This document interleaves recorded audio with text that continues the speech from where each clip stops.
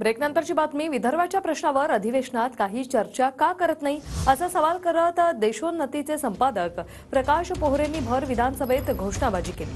पत्रकाराच्या गॅलरीतून घोषणाबाजी झाल्याने भाजप आमदार आशिष शेलार यांनी आक्षेप घेतला. घोषणाबाजी केल्यानंतर सुरक्षा रक्षकांनी तात्काळ पोहरेंना विधानभवनाबाहेर काढलं. शेलारांनी आक्षेप घेतल्यानंतर पत्रकार गॅलरीतून घोषणाबाजी करणाऱ्यांवर कारवाई करण्यात येणार आहे. विधानसभा तालिका अध्यक्ष चेतन तुपे यांच्याकडून या प्रकरणी चौकशीचे आदेश देण्यात आलेत. कारवाई करायला पाहिजे. काय अध्यक्ष महोदय कोण आहे ते? काल परवा आपण हा विषय बोललो, आज परत ही परिस्थिती आहे.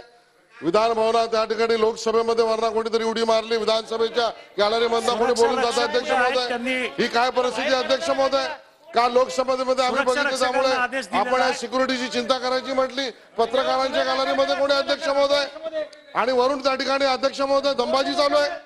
ही कुठली सिक्युरिटी आहे? अध्यक्ष महोदय आपण कारवाईचे आदेश द्या. अध्यक्ष महोदय आताच्या आता विदर्भाचे प्रश्न घ्यायचे, या सगळ्या संदर्भामध्ये निषेध व्यक्त केला पाहिजे. खरं म्हटलं म्हणजे नुसते तमाशे चालले आहेत. लोकांचा अधिवेशनाचा वेळ गमवायचा, लोकांचा पैसा गमवायचा. गेल्या 3 दिवसापासून काय चाललंय? नुसतं आरक्षण आरक्षण. विदर्भातले प्रश्न संपले आहेत का या सगळ्या संदर्भामधले?